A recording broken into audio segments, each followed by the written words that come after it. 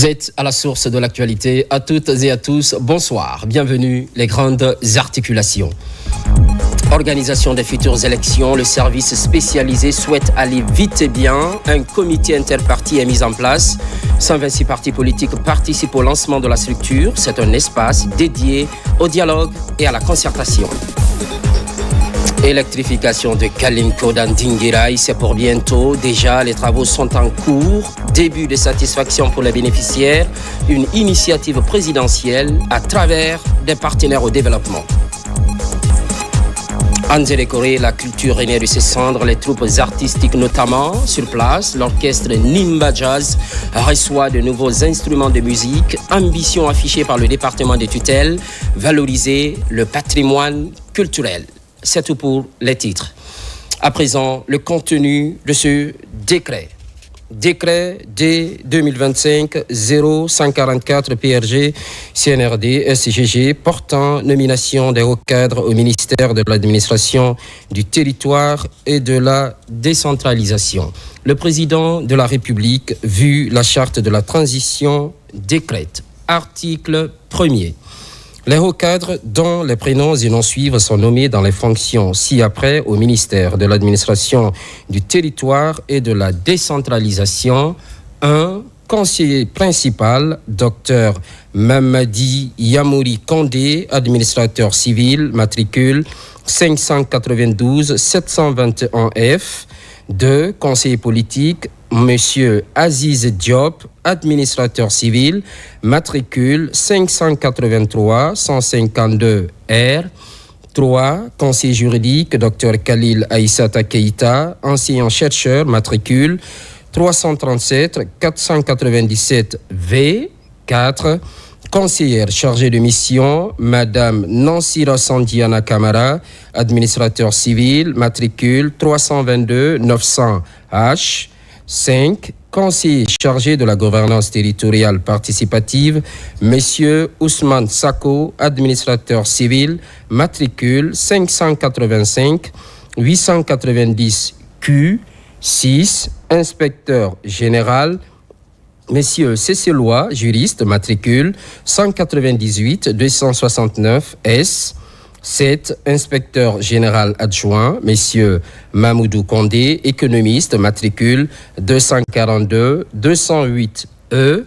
8. Directeur général du bureau de stratégie et de développement, Monsieur Oumar Insano, linguiste, matricule 250 945 D. 9. Directeur général adjoint du bureau de stratégie et de développement, Monsieur Mamadou Saliou Woura Diallo, gestionnaire, matricule 266 006 S. 10. Directeur national de l'administration du territoire, Monsieur Mohamed Lamine Doumbouya, administrateur civil, matricule 200 814 M. 11. Directeur national adjoint de l'administration du territoire, Monsieur Moustapha Bari, administrateur civil, matricule 190 202 J. 12. Directeur national des collectivités locales, Dr Mohamed Faro, géoéconomiste, matricule 212 334 N. 14. Directeur national adjoint des collectivités locales, Messieurs Isiaga de Silla, sociologue, matricule 211 648 J. 14. Directrice nationale de la promotion et de la régulation des organisations non gouvernementales et mouvements associatifs, Madame Delphine Ouendouno, juriste, matricule 245 994 M. 15. Directeur national adjoint de promotion et de régulation des organisations non gouvernementales et mouvements associatifs, Monsieur Cheikh Alioune Diallo, administrateur des affaires. 16. Directeur national des libertés publiques et des frontières, Monsieur Mouriba Magasouba, juriste, matricule 250 989 J. 17. Directrice nationale adjointe des libertés publiques et des frontières, Madame Aminata Sobra Bangoura, administratrice des affaires matricule 268-201P. 18, directeur général des affaires politiques, Messieurs Soumaïla Djoubaté, politologue, matricule 305-734S. 19, directeur général adjoint des affaires politiques, Messieurs Alpha Isiaga Diallo, administrateur civil, matricule 229-979X. 20, directeur général de la promotion de la citoyenneté et de la paix, Monsieur Amirou Diawara, juriste, matricule 279-100C. 21, directrice générale adjointe de la promotion de la citoyenneté et de la paix, Madame Oumoumara, juriste, matricule 262-759X. 22, directeur général de l'Agence nationale d'assainissement et de salubrité publique, Monsieur Mamoudou Diané, économiste spécialisé en administration socio-économique et en développement durable. 23, directeur général adjoint de l'Agence nationale d'assainissement et de salubrité publique, Monsieur Moussa Yes Kaba, économiste. 24, directeur général du Centre national de formation et de perfectionnement des cadres et élus locaux, Messieurs Mamadi Magasouba, administrateur civil, matricule 246-501J. 25, directeur général adjoint du Centre national de formation et de perfectionnement des cadres et élus locaux, Messieurs Mamadi Kamara, linguiste, matricule 246-379J. 26, directeur général de l'Agence nationale de gestion des urgences et catastrophes humanitaires, Messieurs Lancé Touré, journaliste. 27, directeur général adjoint de l'Agence nationale de gestion des urgences et catastrophes humanitaires, Messieurs Tcheko Nicolas Milimono, administrateur des affaires. 28, directeur général du service national d'aménagement des points d'eau, Monsieur Aladji Fodekaba. 29, directeur général adjoint du service national d'aménagement des points d'eau, Monsieur Mohamed Touré, ingénieur génie rural, matricule 250-770T. 30, directeur général de l'Office national de l'état civil et de l'identification, Messieurs Kemoko Djoubaté, maîtrise en lettres modernes, matricule 297-060V. 31, directeur général adjoint de l'Office national de l'état civil et de l'identification, Messieurs Alpha Cabinet Condé, ingénieur en système d'information et de base de données biométriques. 32, directeur du service national d'appui à la garde communale, Monsieur Jean-Félix Bangoura, ingénieur agronome. 33, directeur adjoint du service national d'appui à la garde communale, Messieurs Fodé-Bangali Condé, sociologue. 34, secrétaire exécutif de la commission interministérielle de pilotage de la lettre de politique nationale de décentralisation et de développement local, LPN-DDL, Madame Fatoumata Nembourou Diallo, administrateur civil. 35, secrétaire exécutif de la Commission nationale des frontières, Dr Cheikh Sidia Diabaté, matricule 209-943H. 36, secrétaire exécutif adjoint de la Commission nationale des frontières, Monsieur Mohamed Diara, chimiste, matricule 298-795. C. 37, secrétaire exécutif de la Commission nationale d'intégration et de suivi des réfugiés, Messieurs Koikoi Beavogi, biologiste, matricule 213-122P. 38, secrétaire exécutive adjointe de la Commission nationale d'intégration et de suivi des réfugiés, Madame Aïssatou Sidibé, gestionnaire, matricule 310-656G. Article 2. Le présent décret qui abroge toutes dispositions antérieures contraires prend effet à compter de sa date de signature et sera enregistré et publié au journal officiel de la République. Conakry, le 6 août 2025, signé Général Mamadi Doumbouya. Dans l'actualité et en plus bref, en image, le Premier ministre Amadou Wiliba est sur le sol ivoirien. Il représente le chef de l'État, le général Mamadi Doumbouya, aux festivités du 65e anniversaire de l'indépendance de la Côte d'Ivoire. À sa descente d'avion, le chef du gouvernement guinéen est accueilli par des responsables du ministère ivoirien des Affaires étrangères ainsi que l'ambassadeur de la Guinée auprès de ce pays frère. Le Premier ministre participera aux festivités prévues à Bouaké aux côtés de plusieurs chefs d'État. Cette visite reflète l'excellence de l'amitié entre Conakry et Abidjan. À peine installée, la Direction générale des élections souhaite aller vite et bien dans l'organisation des futures consultations électorales. Pendant ce temps, un comité interparti est mis en place. 126 partis politiques officiellement agréés participent au lancement de la structure. Un espace de dialogue et de concertation entre le service spécialisé pour les élections et l'ensemble des parties prenantes au processus de retour à l'ordre constitutionnel. Amadou Touré. Pour une bonne organisation des élections à venir, le ministère de l'administration du territoire et de la décentralisation, à travers la Direction générale des élections, lance les travaux de la mise en place d'un comité interparti. Pour permettre à la Direction générale des élections d'informer, d'échanger et de recueillir les avis et les suggestions des partis politiques, de la société civile, des institutions nationales, mais également des partenaires techniques et financiers sur les différentes étapes du processus électoral. L'initiative a regroupé 126 partis politiques officiellement agréés et les organisations de la société civile. C'est essentiel, dans ce sens qu'il y aura des travaux internes qui vont se passer entre nous et les autres partis, la société civile, le gouvernement et tout le reste. Tout ce qui rentre dans le cadre de l'apaisement du climat social et politique autour des élections à venir, je pense que nous, au sein de l'Alliance pour le renouveau et le progrès, nous sommes preneurs. C'est notre pays. On est appelé aujourd'hui à se parler. On est appelé aujourd'hui à régler nos problèmes internes. Nous saluons la démarche. Il faut qu'aujourd'hui qu'on ouvre un cadre de concertation.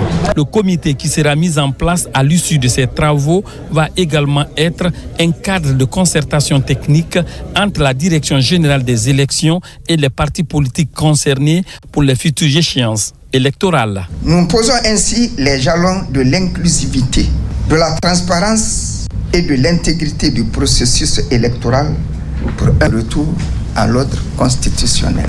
La réforme nécessite l'adhésion de chacun et de tous et ne fait ni unanimité et ni d'heureux dans un contexte politique de renouveau.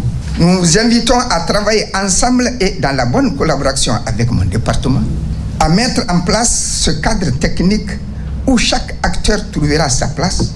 La mise en place de cet espace est la matérialisation de l'une des recommandations du dialogue interguinéen. L'objectif visé par le gouvernement à travers les autorités du ministère de l'administration du territoire et de la décentralisation est l'organisation des futures échéances électorales inclusives et apaisées. Lutte contre les stupéfiants, 63 kg de cocaïne incinérée par les services spéciaux. Cette carbonisation a lieu sur le site d'Antag. Autorités judiciaires, corps diplomatiques, membres de la société civile et forces de défense et de sécurité étaient de la partie. Bakari Bamba Kondé. Dans le cadre de la lutte contre le trafic de drogue et du renforcement de la sécurité, le secrétariat général à la présidence chargé des services spéciaux de la lutte contre la drogue et le crime organisé a procédé ce mardi 5 août 2025 à l'incinération de 63 plaquettes de cocaïne, soit un total de 103 kg. Cette importante saisie a été réalisée entre le 25 et le 30 juillet lors de l'opération Épervier menée par les services spéciaux. La cérémonie d'incinération s'est tenue dans les installations du site d'Antag en présence des autorités judiciaires, notamment le parquet de Dixine, de diplomates accrédités, de membres de la société civile, ainsi que de représentants des forces de défense et de sécurité. Nous sommes en face de nous des plaquettes contenant des poudres suspectes. Donc, à l'interpellation, l'agent peut faire un test présomptif, mais le test définitif se fait avec le laboratoire. Dans la lutte contre la drogue, Chaque type de drogue a un domaine de virage coloré. Il y a des indicateurs colorés pour chaque type de drogue. Donc le domaine de virage pour la cocaïne, c'est le bleu. Une fois qu'on passe les réactions, il y a des réactifs. Ça, c'est un laboratoire mobile. C'est le même laboratoire que les grands pays utilisent. C'est fait par les Nations Unies au laboratoire international de Vienne. Nous allons faire le test. Dès que la coloration bleue apparaît, c'est que nous sommes en présence de la cocaïne. L'embarquement au bureau du service spéciaux jusqu'au débarquement et jusqu'au test, je confirme effectivement, selon le laboratoire, que les colis devant moi sont véritablement de la cocaïne. Un PV serait dressé dans ce sens, certifié que tout ce qu'on a fait, c'est conforme à la loi. Pour le représentant du parquet de Dixine, cette action ne se limite pas à une simple destruction physique. Elle participe à l'assainissement de la société en luttant contre le trafic de drogue. La quantité de drogue saisie, détruite sous le contrôle de la justice en raison de sa dangerosité et de sa sensibilité porte sur 63 plaquettes de cocaïne correspondant à 63 kg. En marge des drogues qualifiées de drogues dures, notre objectif dans cette opération épervier est d'inverser notamment la tendance de la consommation de la nouvelle drogue appelée couche, qui a déjà provoqué de nombreuses victimes mortelles et de blessés graves, principalement chez les jeunes.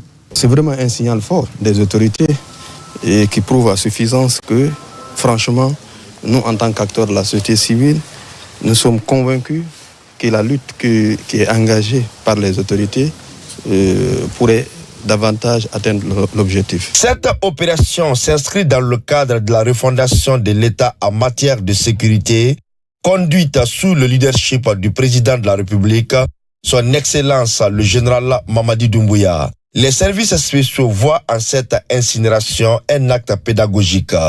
Elle permet de sensibiliser la population et de renforcer la confiance du public dans les institutions. Elle sert aussi à montrer que les produits saisis ne retournent pas dans les circuits clandestins. Et puis cette collaboration exemplaire entre la primature et l'ambassade du Royaume d'Espagne, c'est au bénéfice des forces de sécurité guinéennes. Elle renforce leur capacité linguistique. En plus de la langue espagnole, bien sûr, la culture de ce pays ami est également partagée. Ousmane Bangoura. Ces agents de la sécurité guinéenne viennent d'achever 4 semaines de formation en langue et culture espagnole. Une initiative de la primature rendue possible grâce au soutien de l'ambassade du Royaume d'Espagne. L'objectif, améliorer la communication avec les partenaires internationaux dans un contexte de coopération sécuritaire renforcée.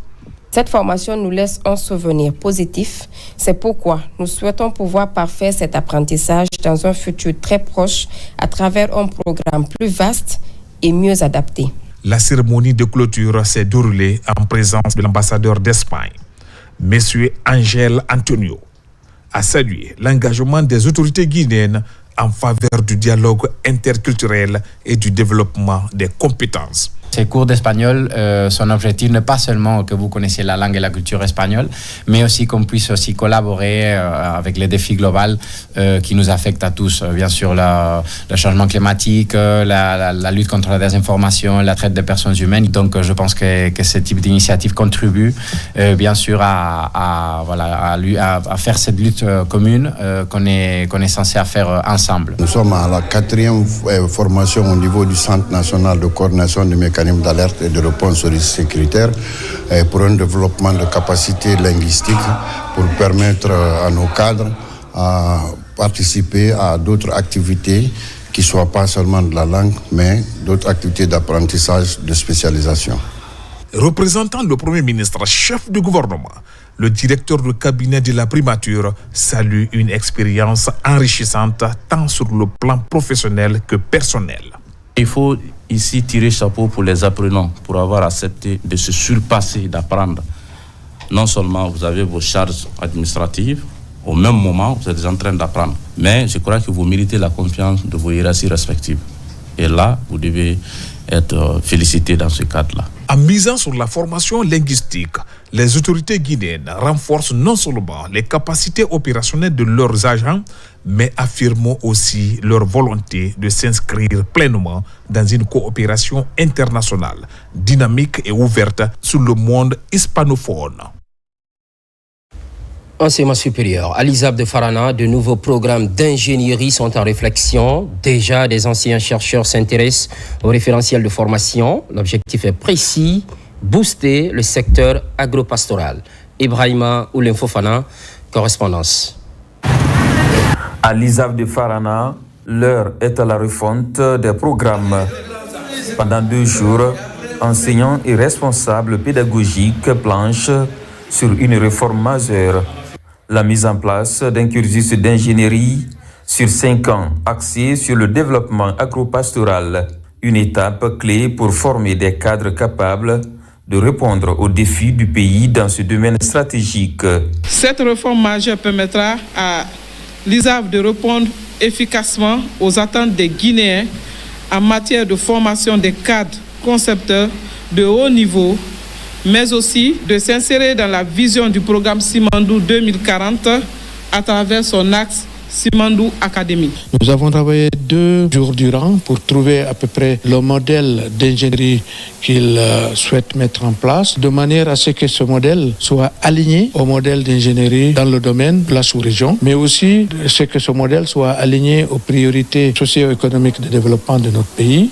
Cette dynamique s'inscrit dans la vision de réforme portée par le ministère de l'Enseignement supérieur avec une attention particulière au monde rural. Booster l'employabilité de nos sortants. Et pour cela, il faut travailler les programmes de formation, transformer les programmes de formation de licence en programme de formation en ingénieur agronome pour 5 ans au lieu de 3 ans pour la licence.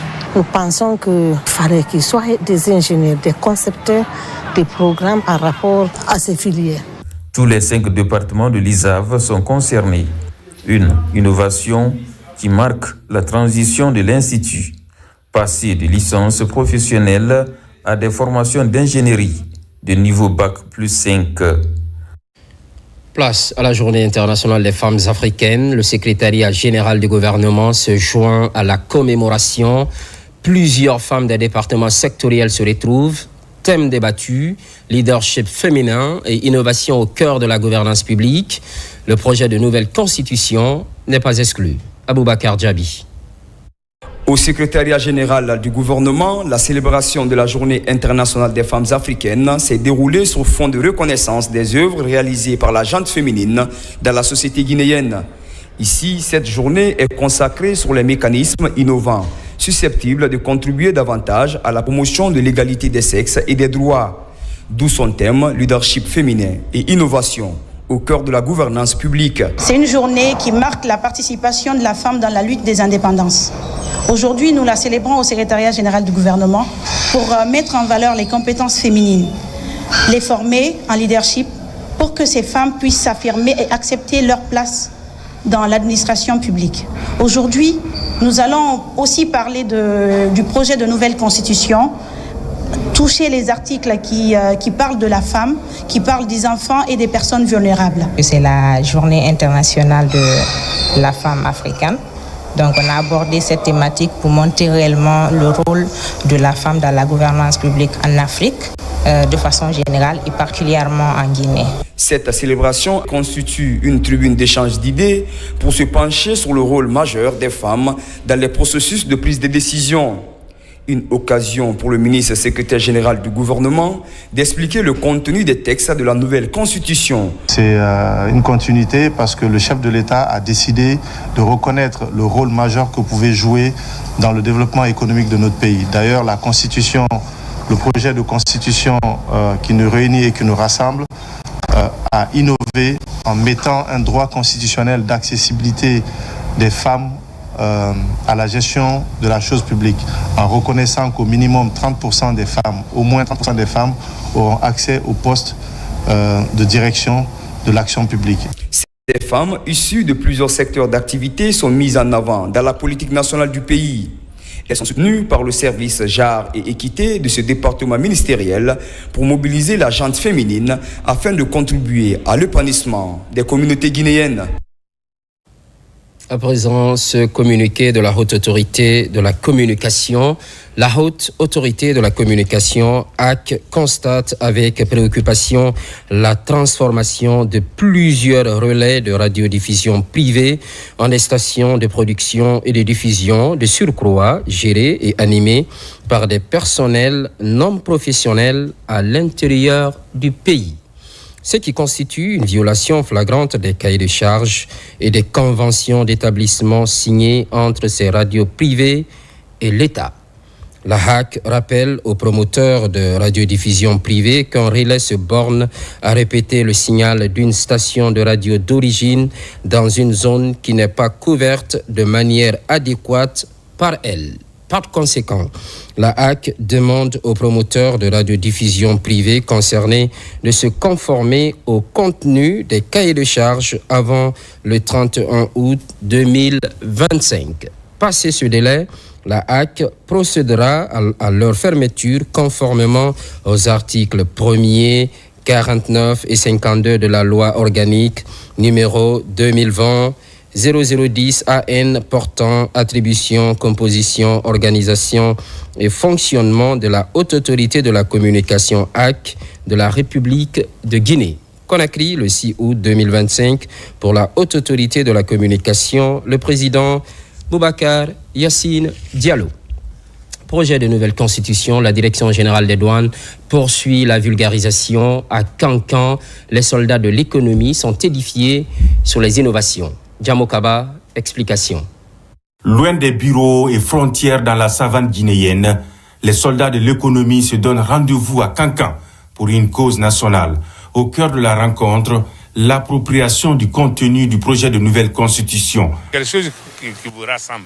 Si ça vous ressemble, le travail sera bien fait. Du sommet de l'État au ministère du Budget, la Direction générale des douanes exécute des instructions pour aider les agents à mieux saisir le contenu du projet de nouvelle constitution. Seconde étape, permettre aux soldats de l'économie de contribuer activement à la vulgarisation du projet auprès de toutes les couches de la population. C'est d'inviter tout le personnel douanier des régions, d'être le relais de la Direction générale des douanes auprès des collègues qui sont maintenus dans leurs postes respectifs pour des raisons de fonctionnement, mais aussi traduire le contenu du projet dans les différentes langues. Nous allons dupliquer le projet en plusieurs exemplaires. Ensuite, chaque agent, à son tour, servira de relais auprès des autres collègues et dans leurs familles respectives pour continuer à poursuivre cette vulgarisation du projet de nouvelle constitution. Pour la Direction générale des douanes, le projet de nouvelle constitution doit être lu et compris à travers des séances d'information. Son accessibilité à tous est un passage obligé pour en expliquer les grandes lignes aux citoyens à la base. Dans le Grand Conakry, rendre accessible le projet de nouvelle constitution, le processus fait du chemin. À Ansoumania Village, les responsables communaux de Kagbélé vulgarisent le document. Aboubakar Diaby. À Kagbélé, les populations se mobilisent pour prendre connaissance du contenu du projet de la nouvelle constitution.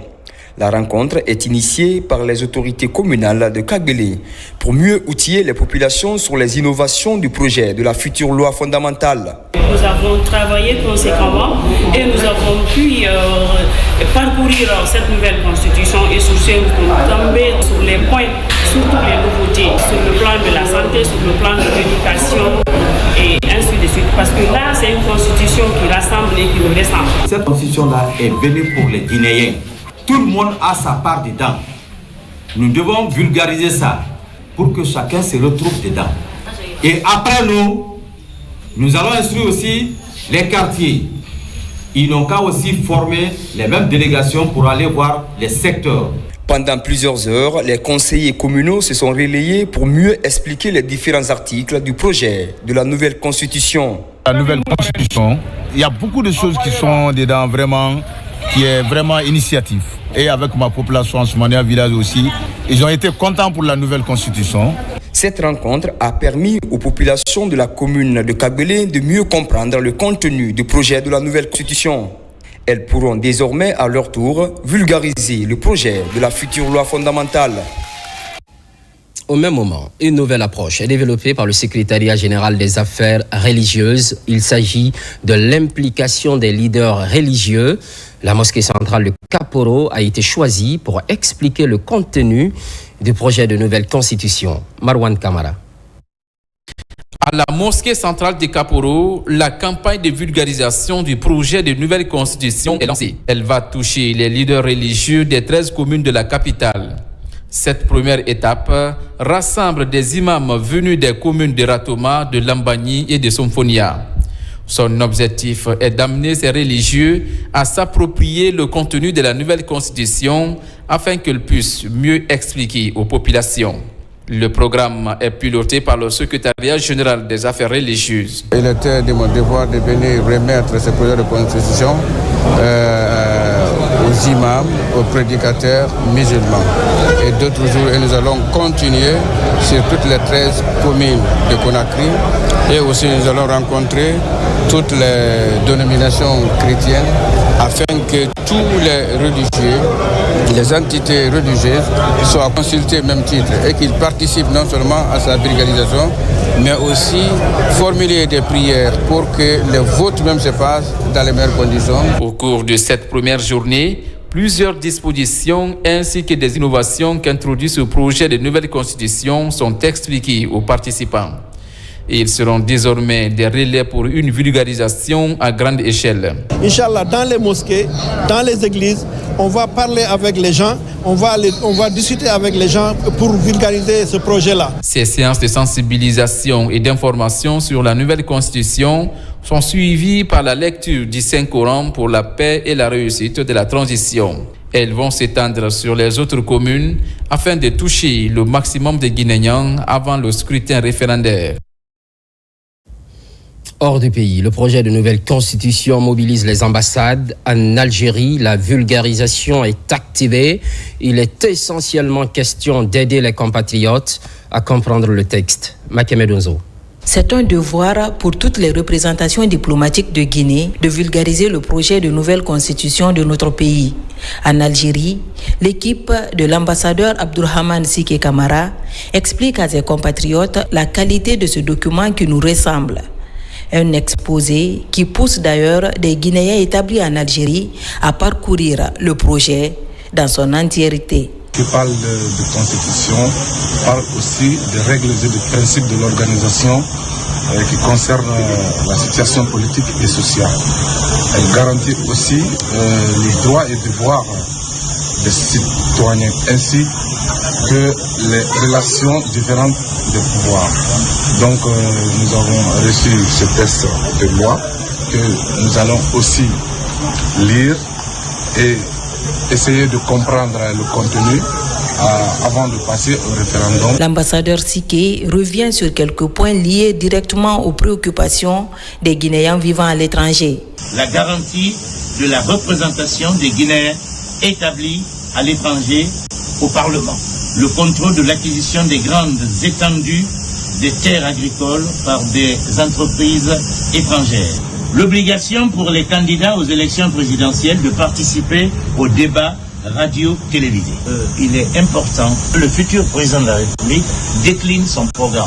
L'inviolabilité des biens de l'État, la priorité de l'éducation, la priorité de la santé, la priorité de la sécurité, mais également, point important, la promotion de la participation des Guinéens établis à l'étranger.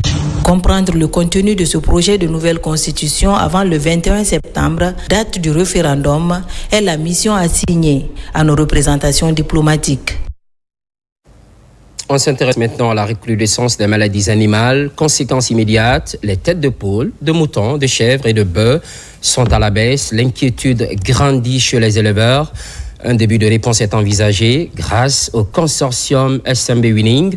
Cela passe par la formation. Un effectif important sera préparé dans la détection et la reconnaissance des pathologies animales. Mamadi Ternakamisoko. Dans les communautés locales, en plus du phénomène récurrent de la divagation des animaux, les maladies d'origine animale restent quasi permanentes. Pourtant, la plupart des éleveurs sont encore insuffisamment outillés pour faire face à ces pathologies. C'est dans ce contexte que le consortium SMB Winning a lancé une série de concertations à l'intention des éleveurs des localités de Kolabouni, Dabis et Malapouya. L'objectif est double, renforcer la prévention et améliorer la détection précoce des maladies animales. Si aujourd'hui les éleveurs sont bien outillés pour reconnaître les signes et symptômes des maladies avec les événements sanitaires ici, une fois que ces gens-là reconnaissent, et ça devient facile pour eux pour notifier. Et dès qu'ils notifient, ça permet aux spécialistes, c'est-à-dire les chefs de poste de l'élevage, au niveau sous-préfectoral et la direction, préfectorale jusqu'au niveau national, jusqu'au niveau du ministère, pour prendre des décisions à temps.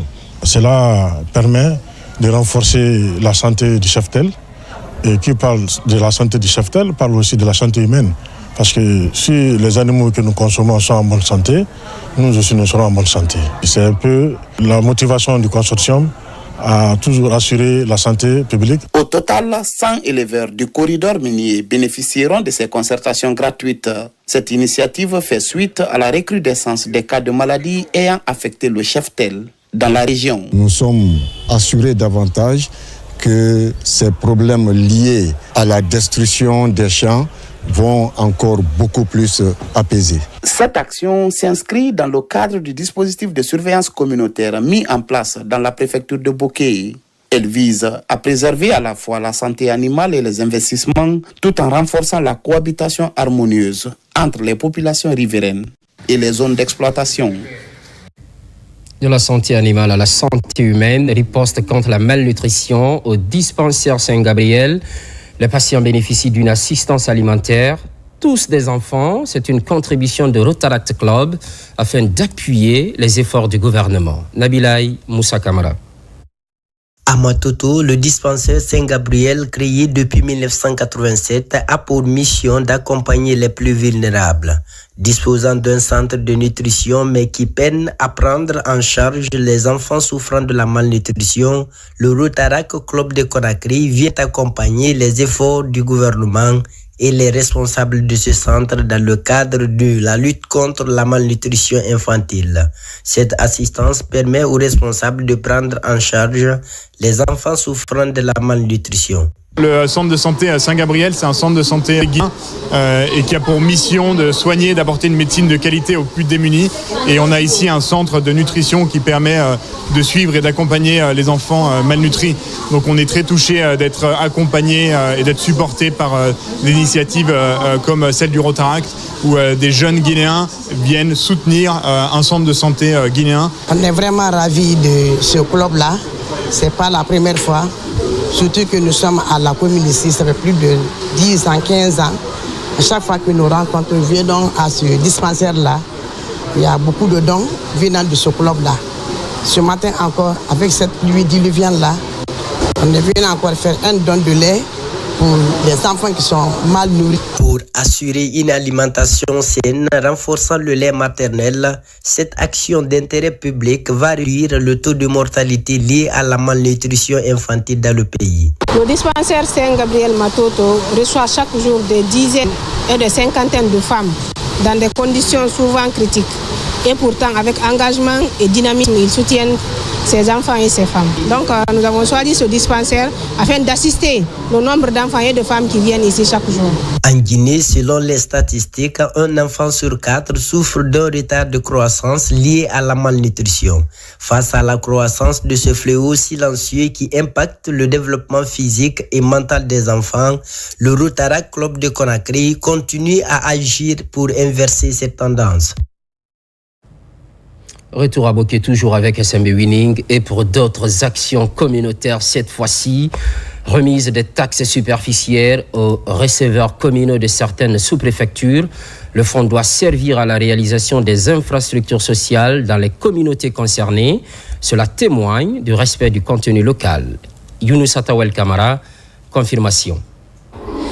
Les communes rurales de Dabis, Kamfarandi, Malapouya, Tanene et communes urbaines de Boké sont bénéficiaires de cette taxe superficiaire exercice 2025 de la part du consortium SMB Wininga. Les chèques sont officiellement remis aux receveurs communaux de ces mairies en vue de réaliser quelques projets de développement dans leur collectivité. Les redevances représentent pour nous ici une disposition édictée par l'article 162 du Code minier et la SMB a l'obligation de payer ses redevances aux communautés. Le paiement de ces redevances superficielles s'inscrit dans le cadre du contenu local en faveur des communautés riveraines des zones impactées par les activités de cette société minière. On a profité de cette occasion pour dire à des présidents de délégations spéciales, à nos receveurs, de leur dire que l'argent qui a été payé, ce n'est pas un montant à partager. C'est le montant qui rentre dans les activités des localités, c'est-à-dire aider à leur communauté, les différentes communautés, de faire la réalisation des infrastructures communautaires de base. Nous avons des projets phares, les projets de développement que nous avons déjà initiés, tels que je vais vous parler la construction des écoles telles que Kapsine, Boufadar, Koukouba et Kapkeng. Il y a encore la construction des marchés à Kibanko. Les bénéficiaires de cette taxe superficielle ont désormais un défi à relever car ils viennent de bénéficier d'une formation qui a regroupé ici même à Boké l'ensemble des receveurs communaux de la région sur la bonne gestion des finances publiques. Pendant ce temps, on n'est pas loin de l'électrification de Kalinko dans Dinguiraye. Je vous le disais dans les titres, une initiative présidentielle à travers des partenaires au développement. Sur place, les travaux sont en cours. Satisfaction pour les bénéficiaires. Moussa Kouyaté. Kalinko est l'une des 7 sous-préfectures de Dinguiraye. Ce village, fondé vers 1870 par Fodé Lamine Tunkara, sera électrifié à partir d'une centrale solaire grâce au programme de développement communautaire engagé par Général Mamadi Doumbouya. Sur le terrain, le taux d'exécution des travaux est satisfaisant. Well, the job is at the level of 80% for now. Les travaux avancent bien et pour le moment, ils sont exécutés à plus de 80%. Nous travaillons à la satisfaction de la communauté avec des équipements nécessaires. Sur cette centrale, il y a beaucoup de panneaux solaires, y compris d'autres matériels, afin d'alimenter la ville de Kalinko en courant à partir d'une centrale solaire. Le site qui abrite la centrale solaire est situé à moins d'1 kilomètre du centre-ville. L'installation des poteaux et d'autres équipements dans les quartiers est en cours. Les autorités locales ont salué les réformes engagées depuis le 5 septembre 2021. Kalinko se trouve dans l'obscurité. On a soumis la situation aux doyens du village. Ils nous ont donné un terrain. Les fils sont installés. On attend juste maintenant la date de l'inauguration. Un très très grand soulagement. Il faut que je le dise à haute voix. Kalinko fait partie des plus grandes sous-préfectures du pays avec plus de 50 000 habitants selon les statistiques. Des messages de paix et de vivre ensemble à Kalinko et dans ces 18 districts pour un développement harmonieux ont été véhiculés par le président de la délégation spéciale. Par ailleurs, employabilité des jeunes, Beila est la cible d'une formation prometteuse, l'apprentissage de la conduite d'engins lourds, une manière de concrétiser davantage l'émancipation de la couche juvénile. Moussa Komara. Après un accueil chaleureux aux portes de Beila, le directeur général de l'Office national de formation et de perfectionnement professionnel lance cette formation qui va façonner l'avenir des jeunes en quête d'emploi. La formation que nous allons donner à ces 20 jeunes aujourd'hui est toute particulière. C'est toute une première pour l'ONFPP même de donner cette formation en engin lourd. Il s'agit des excavateurs type Poquelin. La mission de l'ONFPP est essentiellement l'inclusion socio-professionnelle de la jeunesse et de nos concitoyens. Durant plusieurs semaines, ces jeunes seront initiés aux subtilités de la conduite des engins lourds, du maniement des bras hydrauliques à la lecture des plans de terrassement, en passant par les règles de sécurité. Rien ne sera laissé au hasard. Pour maîtriser un peu la conduite, au départ, on fait le toolbox par rapport à la théorie. Le toolbox, c'est de connaître d'abord de quoi ils ont à faire. c'est une machine. Et la machine est constituée de quoi? Les différentes parties. Et chaque matin, ils font le toolbox. Si, par exemple, au niveau de la radiateur, s'il y a l'eau dedans, et qu'est-ce qui manque? Pour les apprenants, cette formation est bien plus qu'un apprentissage technique. C'est une véritable ouverture vers le monde du travail. Ça m'a fait d'être conducteur et d'être conducteur d'un ancien lourd. Après mon diplôme, j'ai travaillé dans une mine pour la pratique, pour bien me former encore en plus. Ici, chaque jeune formé est un maillon fort de la chaîne de développement national. L'initiative répond à un double enjeu: former localement une main-d'œuvre qualifiée et réduire la dépendance aux expatriés dans les secteurs techniques. Sur tout autre plan, gestion des conflits dans la région de la baie, les femmes et filles sont impliquées. Pour le moment, elles prennent connaissance du projet de texte fondamental. La campagne se déroule à Tougué précisément. Administrateurs et populations se sont mobilisés. Sarafoudine Diallo, Sona Sagnou. CARE International porte un projet en faveur des filles et femmes pour leur implication active dans la consolidation de la paix en Guinée. À la baie, plusieurs participantes issues d'ONG sont formées sur les techniques de prévention des conflits en prélude aux échéances électorales à venir. Nous avons, dans les 4 régions du pays, élaboré les plans d'action de paix avec les organisations de la société civile. Et c'est effectivement dans le cadre de c'est la mise en œuvre de ces plans d'action que nous sommes à la baie aujourd'hui pour échanger avec les acteurs sur les points essentiels de consolidation de la paix à la baie.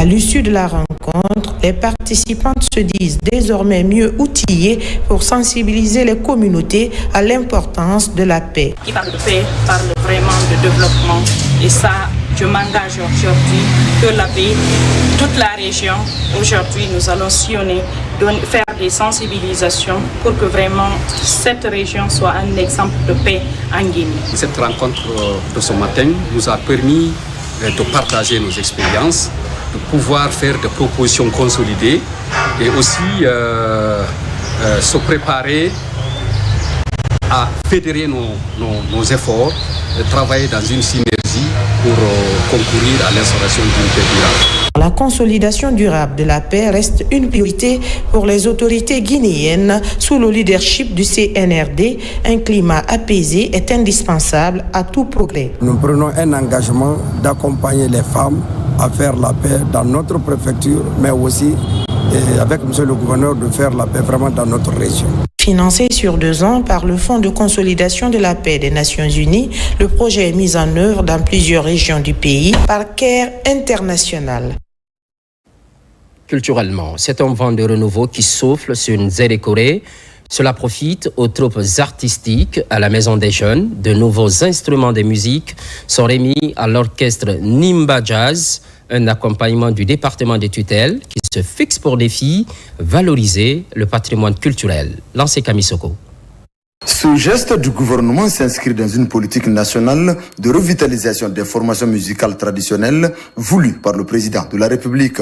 L'objectif est clair, renforcer notre identité culturelle, transmettre notre mémoire vivante et promouvoir la paix par la musique. C'est la bonne volonté du président de la République de faire renaître la culture à la base.